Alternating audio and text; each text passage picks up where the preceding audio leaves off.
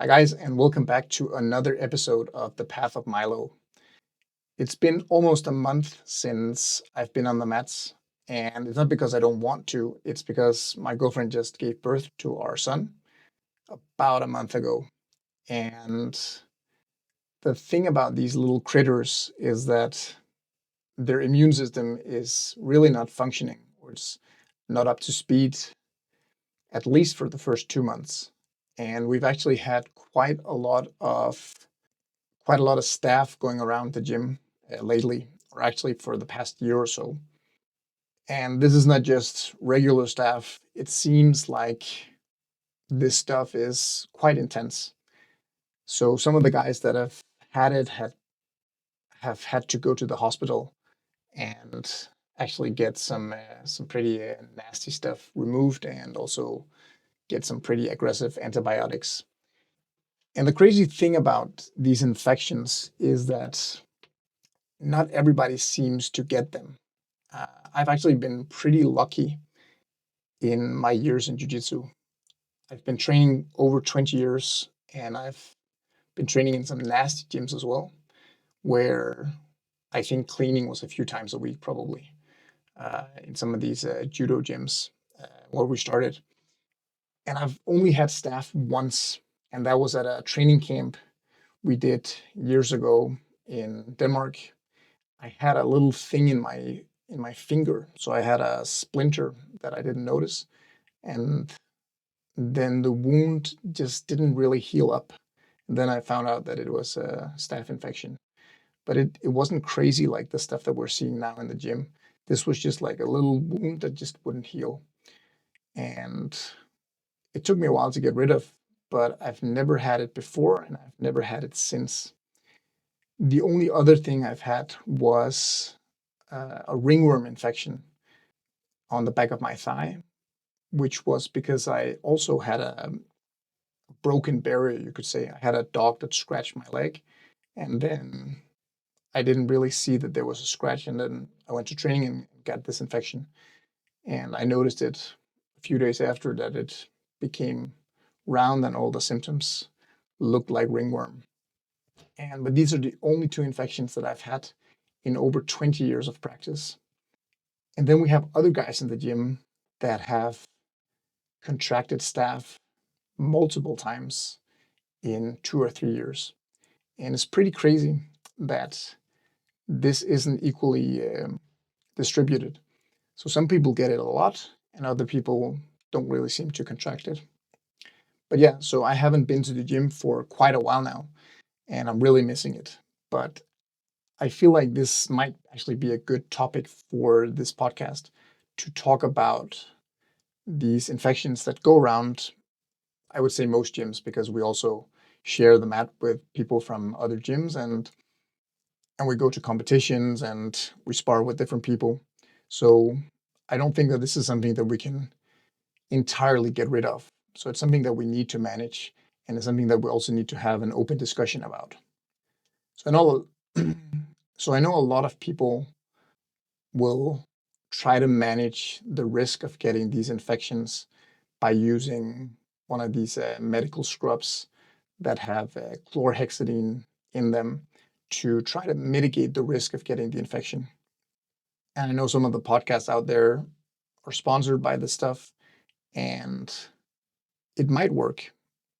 I would say from my personal experience, this is also a little bit controversial, maybe, but I actually stopped using soap after training, I think almost 5 years ago, and I haven't had staph since. So I will go to the shower after the training, and I will make sure that I rinse my body off completely. Sometimes we go to the sauna. I don't really think that that makes a huge difference, but I'll just rinse my body, rinse my hair, make sure that I've kind of like scrubbed like my body mechanically all over, and then I'll go home and I'll let my bacteria on my body actually take care of killing everything that I might have gotten on me that might still be there. So you might be thinking, but if you haven't had the infection and you're not really that afraid of it, because I'm not, why are you not training? The thing is, I think if I were to bring something home, either on my clothes or in my hair or something where I miss a spot, and I would infect my son with it, I wouldn't be able to forgive myself. So that's why I'm staying off the mat for a while, at least for the first 2 months of his life, so he gets a little bit of time to get his immune system up to speed. But yeah, so I don't really use soap after training, and I haven't gotten any infection since I stopped using soap, which is kind of crazy because I see a lot of people that are like scrubbing themselves after every session, and they actually get some of these infections. So what's up and why is this happening? I don't know that we actually have a clear answer of this, because I think there's a lot of individual differences when it comes to how prone you are to contracting this stuff. But I can tell you what I do in terms of managing my risk and why I think that I might be at lower risk, except for the fact that I maybe just have like a little bit thicker skin.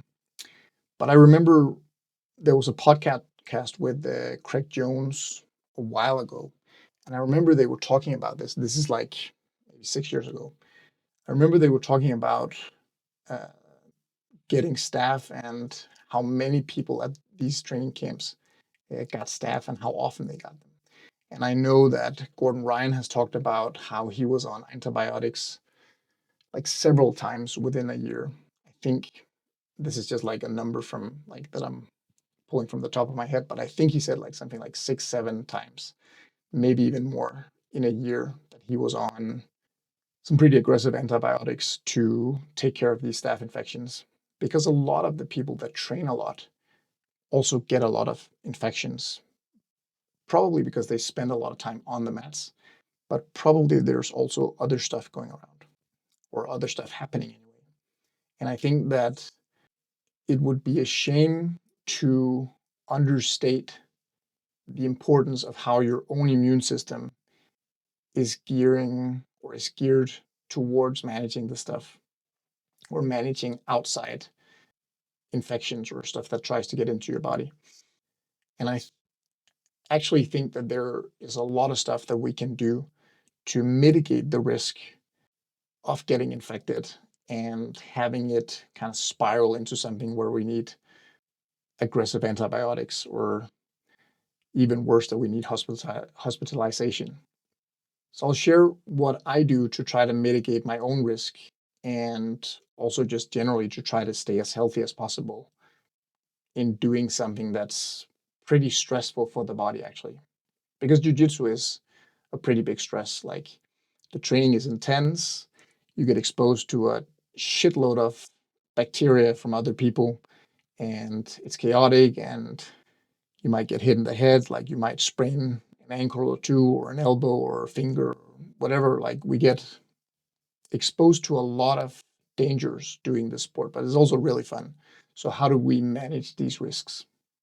And I think that you can kind of split it up to what can you do on a personal level, what can you do in terms of your training partners, and what can you do in terms of the environment that you're training in. And if we're just taking a look at the personal level, the first obvious thing is like, what is your training status? Like, what's your overall health and your fitness? Because if you are more fit and you're more healthy, generally speaking, your body's going to have a better chance of combating these viruses and bacteria that try to get into your body.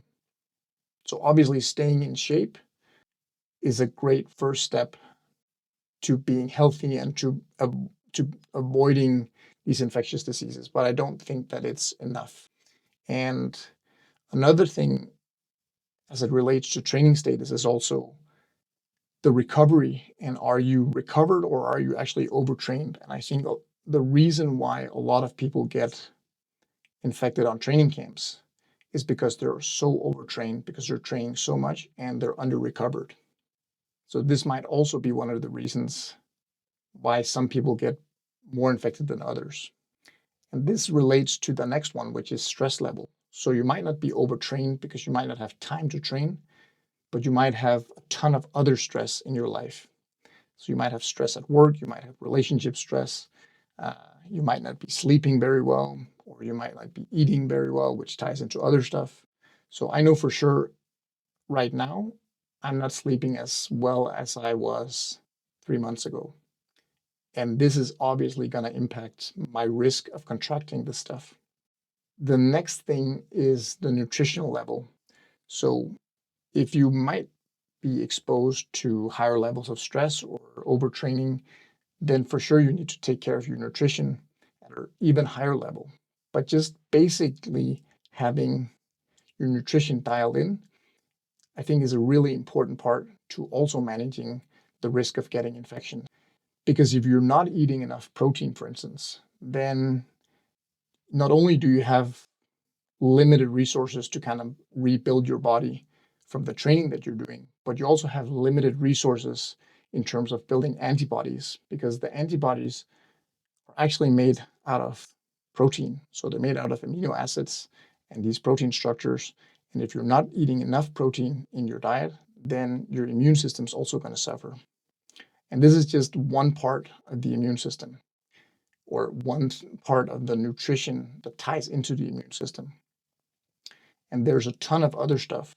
If you're eating a diet that is deficient in vitamins and minerals, then your body's simply not capable of handling these outside bacteria and viruses that are coming into your body and trying to attack your system.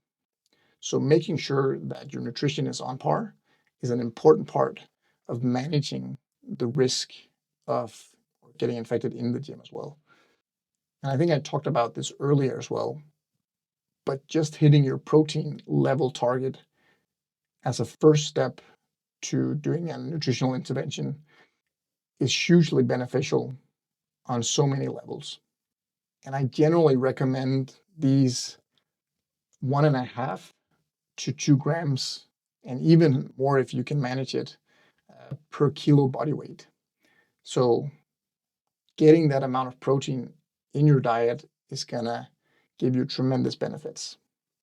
Another thing is vitamin D status. And this is something that I've been looking into for a few years now. And I actually started doing pretty high levels or pretty high doses of vitamin D, I think about a year ago. And I'm doing levels that are way above the daily recommended intake. Because a lot of data actually suggests that people are, and when I say people, I mean like the general population, are deficient in vitamin D. Both because we're not getting enough sunshine, especially if you're living in a latitude like me, I'm living in Denmark, and we don't get that much sun exposure. And even the sun we get, it's usually in the daytime, or usually it's always in the daytime, and most people are at work, and most people sit inside, or at least they have clothes on. So we're not getting the vitamin D exposure, or we're not getting the vitamin D from sun exposure that we used to. And a lot of the food that we're eating is probably also deficient in these in a lot of these vitamins and minerals that we need, including vitamin D. So I'm supplementing quite a lot, and I'm also trying to get a lot of sunshine during the day.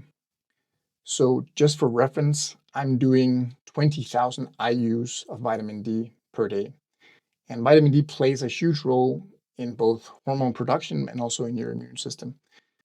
And I'm not recommending that you go out and do this. You need to do your own research if you want to dive into this, or you need to have someone that's an expert in this that can guide you along the way.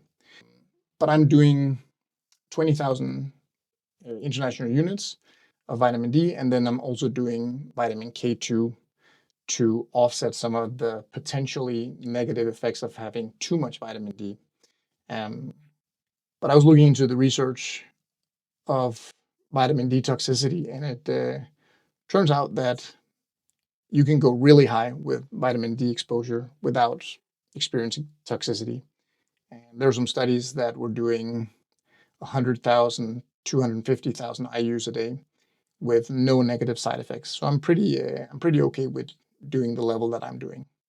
But from a personal experience, I feel like this has had the effect that I've been generally less sick also during wintertime.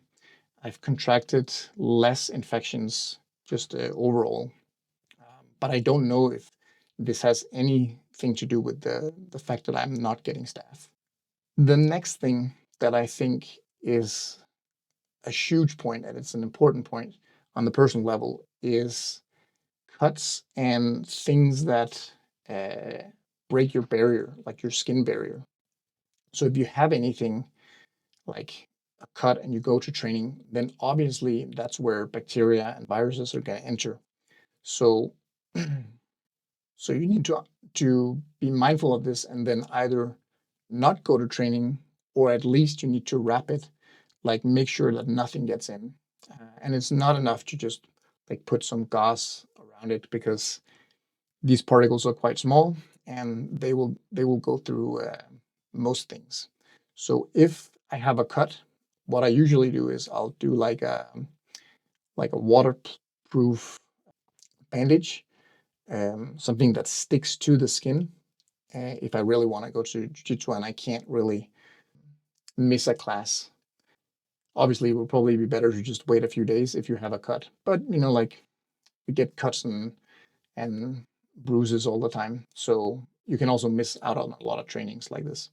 So what I'll usually do is I have something that sticks to the skin around so that it doesn't get in, and then I'll wrap that stuff to make sure that it doesn't come off during rolling. Because a lot of times, once you start to get the mechanical friction, like these things will come off the skin quite easily. So this is a huge one. And the only 2 times, like I said, that I've contracted anything has been when I've had a broken barrier. So one was the splinter in my finger, and the other one was a scratch from a dog on the back of my thigh that allowed bacteria and viruses to enter and actually infect me. The next one is the fact that I'm generally using minimal soaps and creams during my everyday life. And the reason for this is that I want my own bacteria to take care of most of the stuff that I'm dealing with. Obviously, wash your hands, and I do that as well, whenever you go to the toilet and the bathroom. But I try to not like use soap overly much. Um, I don't like to use these hand dispensers of ethanol, because it just kills everything. I rather just rinse my hands unless I need to touch something where I need to be sterile. So whenever I'm touching my son, because his immune system is non-existent, or at least really, really weak at this point, obviously I'll wash my hands and I'll use soap. But if I'm just going about my daily life and say I'm doing something in the kitchen, I'm not gonna necessarily, if I just have some grease on my hands, I'm not necessarily gonna use soap to get this off. Or I cut some vegetables and then I wash my hands, I'm not gonna use soap after I'm cutting the vegetables. Uh, Obviously before, because you don't want to infect other people, but I think soap and antibacterial stuff is generally overused, and it just tends to kill our own bacteria, which is actually part of our own kind of protective barrier. So I hope this makes sense. And at least this is something that I'm mindful of, to not kill my own immune system. Now, if I go to jiu-jitsu and I do roll and I go to the shower afterwards, then I'll definitely use soap on that cut to make sure that if there was any bacteria in the vicinity of that cut, I'm going to kill that. So I use it strategically, but I don't kind of soak my whole body in, because I've just experienced that I don't need to. But again, this is me, and it might be different for you. The next thing is that I'll wash my clothes in a detergent as well. So I'll put something in that kills bacteria and viruses whenever I'm washing my clothes. Some people will wash their clothes at a higher degree to try to kill off as many bacteria and viruses as possible. But I found that it actually ruins the kind of elasticity of a lot of the no-gi clothes that we're using. So I much rather prefer to put a little bit of chlorine or some kind of other detergent alcohol based maybe in the wash to make sure that there's not anything that survives that wash. And I do this mainly for the sake of my training partners because I'm more worried that I kind of bring something from one session to another if I don't do this. And also, it just smells better because let's just be honest, like clothes that we use in jiu-jitsu tend to smell worse if we don't wash it properly.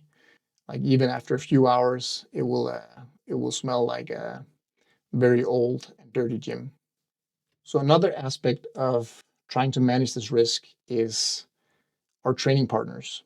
And obviously, we can't control what other people do, but we can ask people that have a rash, that has something that looks out of the ordinary, like what this is. And it might be socially uncomfortable to actually do this, but it also forces people to reflect. Maybe they haven't seen the stuff that they have on the back of their thigh, or maybe they have eczema and then you address it and then they say, yeah, this is eczema. I've had this for 10 years. It's non-contagious. Great. Then I don't have to worry. And they just explain what it is they have on their body. Because if people have something that looks out of the ordinary, and especially if they're new, they might not know that it's staph. They might not know that it's ringworm or some other stuff that they're carrying and then potentially infecting other people. So I think it's part of the culture in some gyms, and I think it's actually a good thing that we're a little bit vigilant about this because otherwise this stuff just tends to like spread like wildfire. I mean, we've had issues at our gym on and off for the past 5 or 6 years, and the stuff that we've had now, I think we've had for about a year, where it's to the point where multiple people have chosen to not be members anymore and have opted out of the club and are actually training other places, which is a shame because we're losing talent mass and we're losing good people because they're afraid of going to the gym because some of these guys have had like 3 infections within 1 year. So yeah, this is something that it's a joint problem and it's something that we need to address from multiple angles. Another thing that's socially uncomfortable is addressing whenever people show up in dirty clothes or they have stuff on and it smells, or you can smell that they haven't showered for a while. Maybe they haven't showered today at all, or they just look dirty. Either you can address it or you can just choose to not roll with them. I'll tell you a nasty story. So, when I was a blue belt, I was teaching at a gym because back in the day when I was a blue belt, there wasn't a lot of brown belts and black belts and also even purple belts around. So we actually didn't have any black belts in the city where I was studying. So I ended up kind of teaching all the classes for I think 3 years at the blue belt level, and then later on I became a purple belt. But we had a guy there. We were mainly training in the gi, and I remember this guy. He was like, he had the nastiest gi ever, and it was to the point where whenever you tried to like cross collar choke him, your hands would be so greasy afterwards because the gi was completely yellow and it was like it was covered in butter. Like it was so dirty. And I was very young at the time, and I remember it took me a while to address this. And I was like, I told the guy, because a lot of the people there, especially some of the girls, they they talked to me on the side and they were like, we don't really want to train with this guy because he smells and he's nasty. And it was also a little bit socially awkward, maybe. And I remember it took me a while to actually address this. But once I did, it felt so much better because then like the cat was out of the bag and it was something that I could just say. Like whenever I saw him, if I saw him with a dirty gi, I would just say, hey dude, you need to wash this. This is nasty. Because I already addressed it once and then I could kind of go back to it. So I would say like from that experience, I would rather do it sooner than later. If you have someone that's not like taking care of their own personal hygiene. Um, and I think this is part of jujitsu as well. It's part of becoming uh, integrated in the community. Is you learn to take care of your personal hygiene, because if you don't, other people are going to comment on it, and they might not do it at the office because you can kind of you can kind of accept, or you can avoid the guy that's a little bit smelly at the office. Maybe he doesn't use enough deodorant, or maybe he doesn't shower, and you might be thinking, ah, Morten, are you that guy that smells because you don't use soap? And and I've asked people about this, and I don't smell more than other people. And I think if I did, I would probably use more soap. That was a sidetrack. But going back to the jiu-jitsu community, it's very hard to hide bad personal hygiene when you're on the mat. So either people are going to be ostracized or they're going to change. And either of them is basically okay, in my view anyway. So another thing that's a big thing in terms of personal hygiene is cutting the nails, because if you have long nails, you're able to cut other people, or you cut yourself, and then again you're breaking the skin barrier, and this is where shit gets in. So cutting the nails is an important part of the routine for someone who does jujitsu or grappling of any sort, like whether that be judo or nogi grappling or wrestling. Not having long nails is an important part, and this goes for your toes as well. It's not just the fingers. A thing that people miss though is the fact that if you cut your nails just with a like one of these clippers, a lot of people will do this. They'll go through training and they'll be like, "Oh shit, my nails are too long." Then they'll cut the nails right before they go on the mat. But if you actually try to notice like your nails, like uh, how sharp they are after you just cut them, unless you're also using a file. So that's a thing. I mean, I cut mine this morning, and obviously I'm not going on the mat, so it doesn't matter. But I can feel it right now that they're a little bit sharp. So if I were to wrestle someone, there would be a chance that if I was unlucky, or like I grabbed him in a spot where he was soft, I might actually cut him with these nails, even though I cut the nails. So that's the thing. Cut the nails, make sure they're short, and then just file them. The third aspect is the environment itself. And you would think that COVID had kind of taught us something about hygiene. But it's interesting that a lot of gyms are still not washing the mats after every session. And I know, like, even my gym, we've had a huge push to try to get a setup where the mats could actually be washed after each session or before each session, but at least multiple times a day. So unfortunately, I train at a place where the building itself is managed by the municipality of the city, which means that there are certain rules and regulations which are hilarious. But it meant that because it's a matted floor, then the cleaning team that they hire didn't want to go there in the beginning. So that we had some huge issues with this in the beginning. I think now it's kind of fixed. So at least the mats are cleaned once a day, but it's obviously not enough. So what else can you do? Back during COVID, we got these things like these tanks that you put on your back, and then you have a pump, and you have a spraying handle. And these were great because you could just pick this up and you could spray some detergent, whatever it was, on the mats, and you could wipe it off, and then it kind of cleans and kills most of the stuff anyway if you leave it on for a few minutes. But these break, and then they weren't replaced. So we've had like 3 years without them now. And now we just got them back, which makes everything a lot easier because you can put the tank on, you pump it up, and you go and you spray, and it takes like 5 minutes to spray like 80 or 100 square meters. I think is about the mat space that we have. So this makes it way easier to manage the risk. And I think every gym should have this, or at least some way of cleaning the mats. And I mean, like, when I was doing traditional martial arts, I was doing Aikido, and I lived in Japan for about 3 months, training there as a live-in student. It's called Uchideshi. So we would we would train like 3 times a day, and we would go to the dojo. And part of being part of the dojo and part of being allowed to train was also to clean the mats. So we would actually sweep the mats before training and after training every day. And back home, we would wash the mats as well.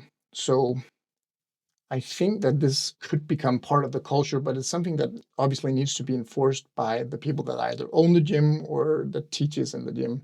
Um, so it needs to be something that's a priority.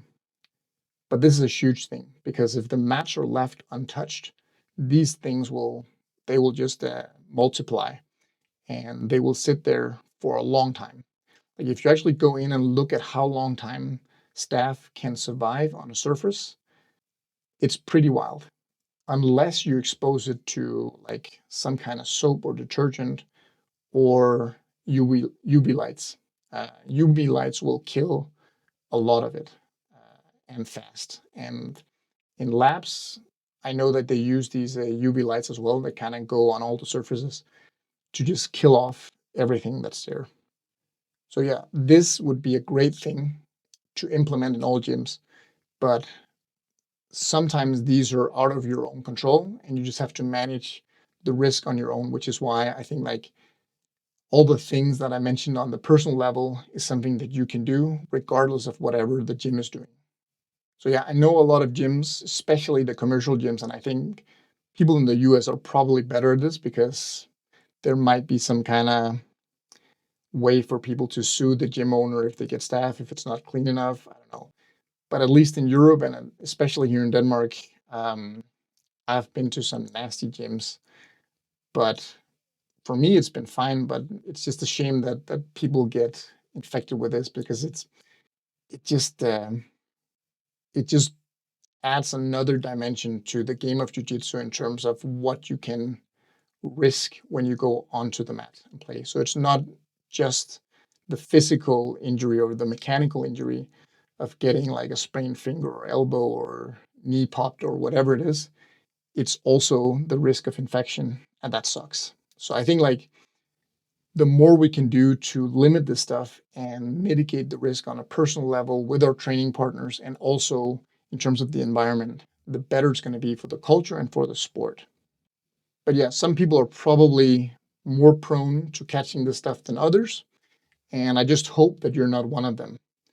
Um, and if you are, there's obviously a lot of stuff that you can do on your own to improve your own immune system and make sure that you have the best chances of fighting off whatever it is that's trying to get you.